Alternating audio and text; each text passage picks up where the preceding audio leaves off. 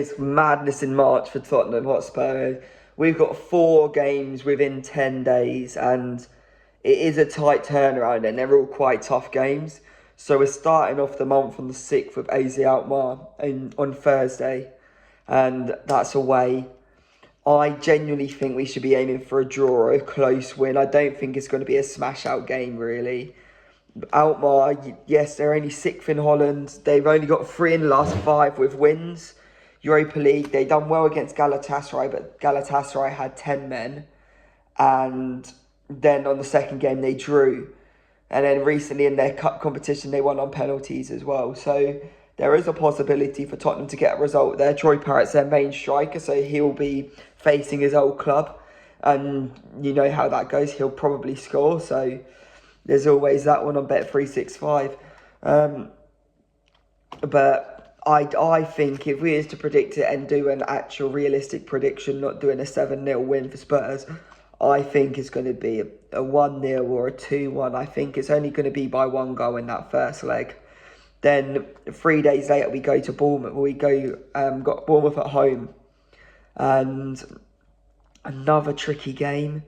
Bournemouth not on their best of forms recently. Seventh in the Prem. They've only got 43 points, 10 more than us at the moment, obviously, but 2 wins out of the last 5, 3 losses out of the last 5 games, which gives us a little bit more of a chance, and there is something there. I think we're going to go for a 3-1 Spurs, and 2 wins out of 2 there. Then we go to AZ at home again. So 2 home games on the bounce, which is always good. Less travelling. I know there's not a lot of travelling for Premier League players in the sense of they're on private jets and things like that. But 4 days later, AZ Alkmaar. Obviously, there'll be more of an idea of what the game's going to be like after that first game. But I think at home, under the lights at Spurs, I think especially when you've got playing at home on the 9th, you're playing at home on the 13th, you're still in London on the 16th at Fulham. I think you've got to go all out on that second leg, and you've got to print. And I think, depending on the first leg, if the first leg we smash them, I think we go more defensive, but I think you've got to be doing them over, you have to be 3 or more over both legs. So I said 2-1 at their place, so I'm going to go for a 2-0 at the Lane. And I don't see that not being realistic, and we're supposed to have everyone back by then. Obviously, Kuti will be going to Argentina in 4 days after that, so he'll probably be fit by then. So then you've got Kuti, you've got Van de Ven, Solanke's supposed to be back as well. I don't see a world where when we've got a full squad we can't beat anyone. And that's the same with Fulham away. And I genuinely think us full strength, we should be trying to get at least every game, really. We need to be getting at least a point and averaging over a point a game now. Fulham away, we're going to be going for a nice little 3-1 Spurs. Fulham, they're in better form than Bournemouth, 42 points, so they are catching Bournemouth, 1 point behind them, but 2 spaces behind them, sorry. 3 wins out of the last 5. If we can get those 2 wins, if games go in our favour, we'd be on 39 points. If Fulham don't win either, but in both of the games, we'll only be 1 win behind Fulham and 4 points behind Bournemouth. And people say it was crazy. But you're looking at the Premier League now, and that if we can get some wins on the bounce, we are only off of 3rd place. You're 15 points. You're 5 games off of third, which is ridiculous to say. And yes, that's a bit unrealistic because all of them would have to lose, and that's not going to happen.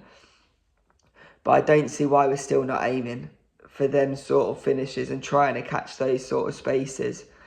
And you're looking at Villa, and we've got a game in hand at Villa, and they're on 42 points, and they're supposed to be having a great season. And we win that game in hand, we're on 36, you're 2 games behind Villa. And Villa are 42.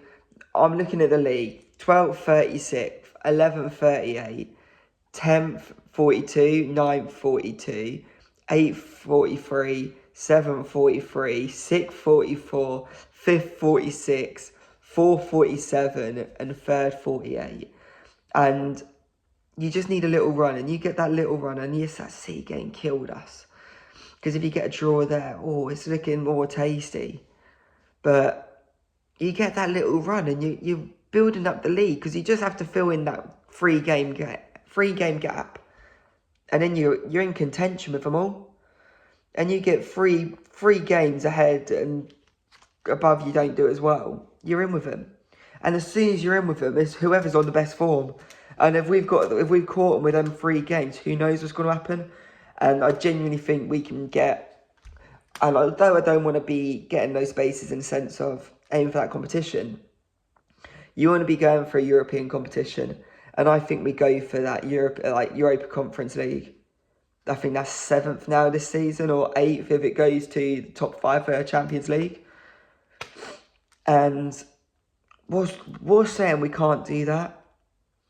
And I genuinely think we could. And if we can get to there, we're in contention to try to get to that top 4.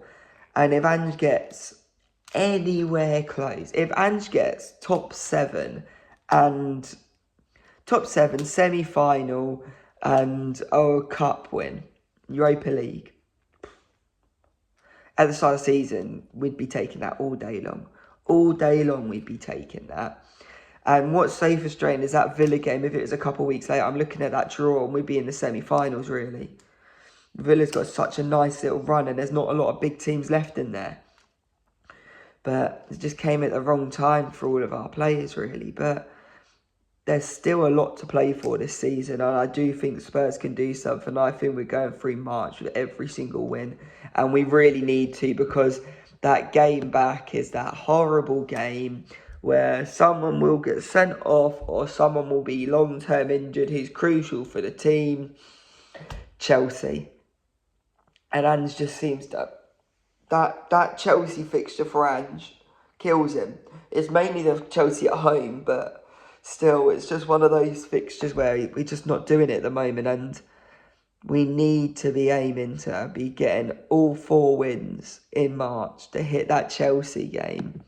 Because you look at April, and you've got Chelsea, then you've got, this April month is absolutely disgusting. Chelsea, tough game. Southampton at home, could go either way, because Southampton ain't going to want to finish the worst ever. But you've got to be beating them. Wolves, you've got to be beating them. Forest, and then Liverpool. Forest at home, that's tricky. Liverpool away is absolutely vile, like when they beat us in the cup. And then even the running at the end of the season, West Ham away, Palace at home, Villa away, Brighton at home to finish the season. It's a nasty little run-in, but we get some wins there. I see a few home games there where you back us at home. If the stadium's rocking, we're winning. And yeah. Let me know what you think's going to happen in March, and do you think it's going to be a madness too? We're going to get 4 out of 4 wins? Because that's what I do. So I'll see you on the next one, and hopefully we'll be getting some wins under the belt in a bit.